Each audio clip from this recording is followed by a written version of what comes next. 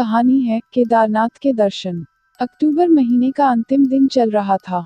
वर्षा ऋतु की लगभग विदाई हो गई थी। दीपेश को लोगों से जानकारी मिली थी कि केदारनाथ यात्रा का यह सबसे अच्छा दिन होता है। वह वर्षों से भगवान केदारनाथ के दर्शन के लिए जाने की योजना बना रहा था, लेकिन वर्षों पूर्व केदारनाथ धाम में आई दैवीय आपदा के बाद रास्ता बाधित हो जाने के कारण उसकी इच्छा पूरी नहीं हो पाई थी। लेकिन उसको जब पता चला कि केदारनाथ धाम के विलुप्त हो गए रास्ते को बना दिया गया है, तब दीपेश ने भगवान भोलेनाथ के दर्शन करने का मन बना लिया था। इसी बहाने देशाटन भी हो जाएगा और प्रकृति की सुंदर सौगात को देखने का अवसर भी मिल जाएगा। उत्तराखंड की मनोरम घाटियों की कोई तुलना नहीं है। दीपेश ने अपने मन की बात अपने घनिष्ठ मित्रों अमन, मानव और उदय को बताया। दीपेश की बात सुनते ही वह तीनों अति प्रसन्न हो गए और दीपेश से बोले, यार तू कब से इतना सोशल हो गया है? आउटिंग की बात तो तूने कभी की नहीं, फिर आज कैसे ऐसा सुंदर विचार तेरे जैसे नीरस व्यक्ति के मन में आ गया? क्या हम लोगों को नहीं ले चलेगा? अरे यार, तुम लोगों को ना ले चलना होता तो यह बात तुम लोगों को बताता ही क्यों?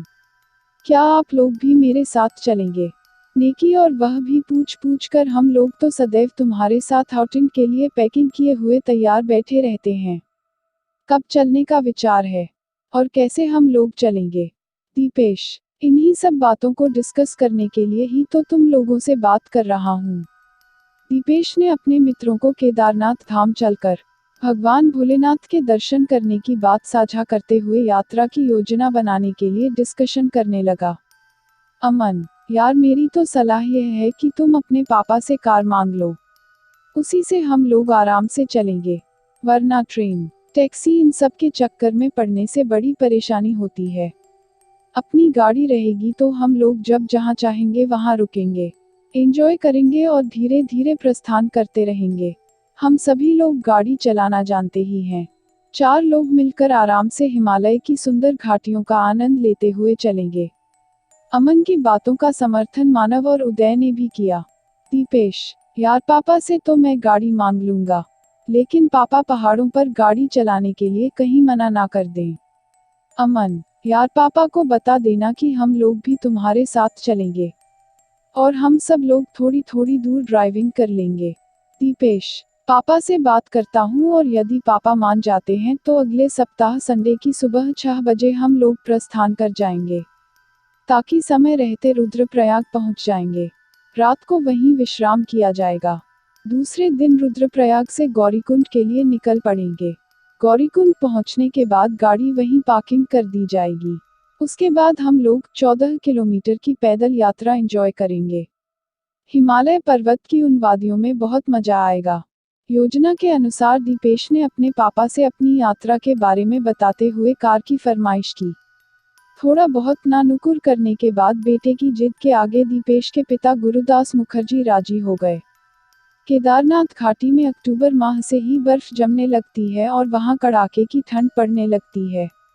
इसलिए दीपेश और उनके तीनों मित्र गर्म कपड़ों के साथ रविवार के दिन प्रातः 6 बजे अपनी यात्रा के लिए पूरे उत्साह के साथ खुशी खुशी निकल पड़े थे।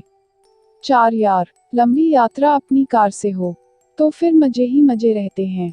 चारों मित्र हंसते खेलते हुए खाते पीते सायंकाल होने के पहले ही हरिद्वार से रुद्रप्रयाग की ओर निकल गए थे।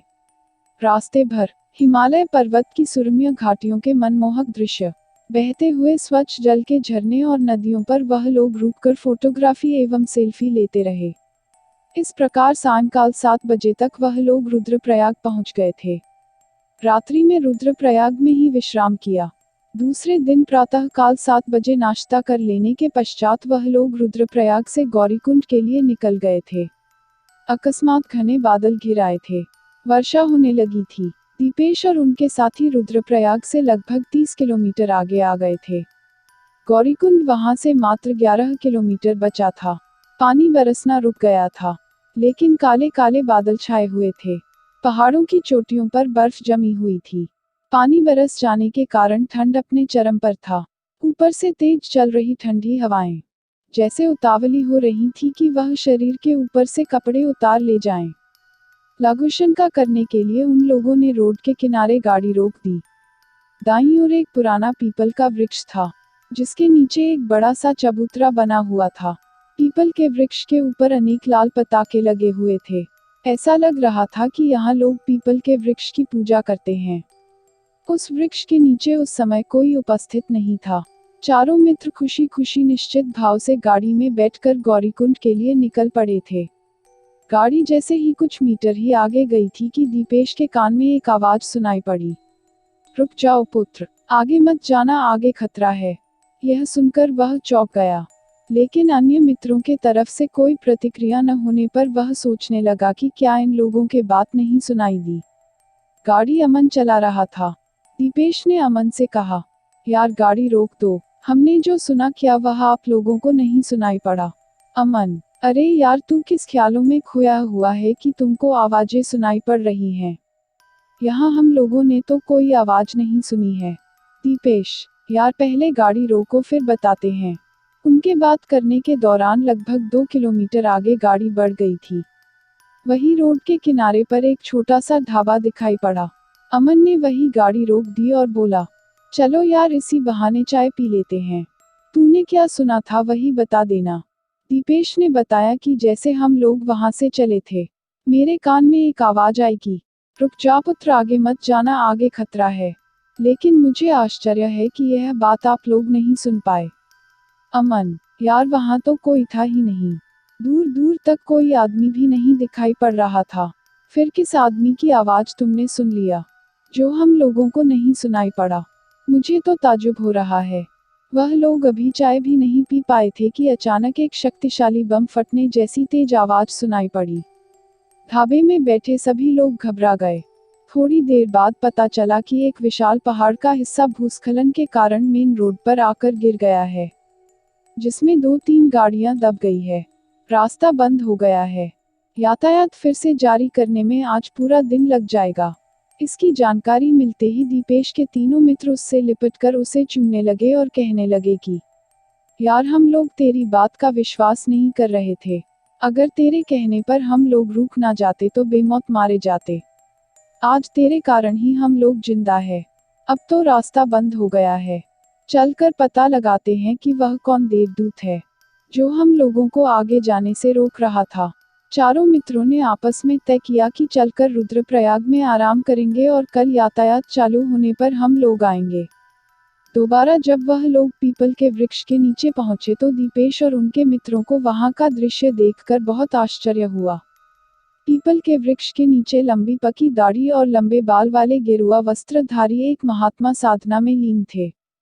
उन लोगों ने वहां पहुंचकर महात्मा को प्रणाम किया। दीपेश ने उन महात्मा से पूछा कि बाबा जी, हम लोग अभी थोड़ी देर पहले ही यहाँ से निकले हैं। किसी ने हम लोगों को आगे जाने से रोकने के लिए कहा था, लेकिन उस समय तो यहाँ कोई नहीं था। महात्मा, हे पुत्रों, मैंने ही आने वाले खतरे का भान हो जाने के कारण आप लोगों को आगे जाने से रोका था। हे पुत्र दीपेश, मेरा नाम महंत श्यामचंद है। मैं भगवान भोलेनाथ का एक भक्त हूँ। मैं अनेक बार आपके जानकीपुरम दिल्ली आवास पर जा चुका हूँ। तुम्हारे पिता गुरुदास मुखर्जी भगवान शंकर के भक्त हैं और मेरे प्रति श्रद्धा रखते हैं। वह जब भी भगवान केदारनाथ जी का दर्शन करने आते थे तब वह मुझसे अवश्य मिलते थे। आखिरी बार मैं तुम्हारे आवास पर जब गया था, तब तुम्हारी उम्र मात्र 3 वर्ष की थी। हे पुत्र, मैंने तुमको अपनी गोद में खिलाया है। भगवान भोलेनाथ के आशीर्वाद से मुझे इतनी शक्ति मिल गई है कि मैं देखते ही किसी व्यक्ति की जन्म से लेकर वर्तमान तक की जानकारी प्राप्त कर लूं। मैंने जैसे ही यहाँ तुम्हें देखा था, मुझे भान हो गया था कि तुम गुरुदास मुखर्जी के वही पुत्र हो जिसको मैंने बचपन में गोद में खिलाया था। मेरी अंतरात्मा ने देख लिया था कि आगे सड़क पर एक बहुत बड़ा भूस्खलन होने वाला है, इसलिए मैंने ही आपको आवाज दिया था कि आप लोग रुक जाओ, उधर मत जाओ।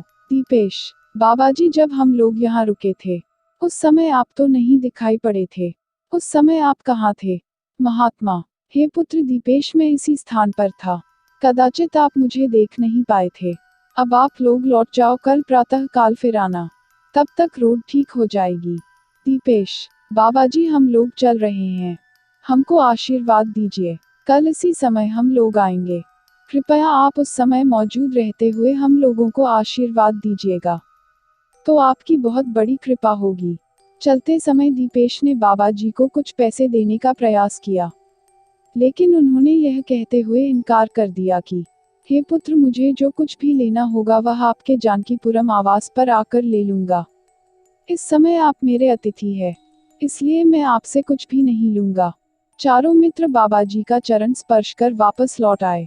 रास्ते भर वह चारों मित्र महंत श्यामचंद के प्रति श्रद्धा भाव से उनके द्वारा सबकी जान बचाने के लिए कृतज्ञता व्यक्त करते रहे। उनको यह एहसास हो रहा था कि आज बाबा जी के कारण ही वह लोग जीवित बच गए, अन्यथा उस भूस्खलन में उन लोगों की मौत हो जाती। रुद्रप्रयाग पहुंचकर दीपेश ने रास्ते में घटित हुई इस घटना के बारे में अपने पापा को फोन करके बताया।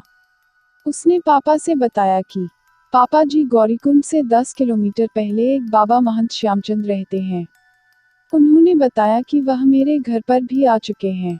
आपके बारे में कह रहे थे कि आप उनके भक्त हैं। उन्होंने आज हम लोगों की जान बचा दी। दीपेश ने अपने पापा को आज घटित हुई पूरी घटना का विस्तृत जानकारी दिया। महंत श्यामचंद का नाम सुनते ही दीपेश के पापा गुरुदास मुखर्जी आश्चर्यचकित रह गए। गुरुदास मुखर्जी, बेटा तुमको महंत श्यामचंद कहाँ मिल गए? दीपेश, पापा, गौरीकुंड से 10 किलोमीटर पहले एक विशाल पीपल के वृक्ष के नीचे वह हम लोगों को मिले थे। गुरुदास मुखर्जी, बेटा तुम लोग भयभीत नहीं होना, वह महंत श्यामचंद की रूह थी। यह सत्य है कि वह एक पहुंचे हुए महात्मा थे और मेरे निवास स्थान पर कई बार आ चुके थे। उस समय तुम छोटे थे, लेकिन जून 2013 में आई आपदा के समय उनकी मृत्यु हो गई थी। ऐसा प्रतीत होता है कि उनकी आत्मा उसी पीपल के वृक्ष पर प्रवास कर रही है। वह हमारे सदैव शुभेच्छु रहे हैं और उन्होंने आज आप लोगों की जान बचाई है। कल आप लोग उसी पीपल के वृक्ष के नीचे उनकी पूजा आराधना कर उनसे आशीर्वाद प्राप्त कर लेना। देवदूत बनकर उनको जो करना था उन्होंने वह कर दिया। अब आप यह उम्मीद मत रखना कि वह दोबारा आप लोगों को फिर वहां मिलेंगे। दूसरे दिन दीपेश अपने मित्रों के साथ गौरीकुंड पहुंचने के पहले उस पीपल के वृक्ष के नीचे पहुंच गए थे।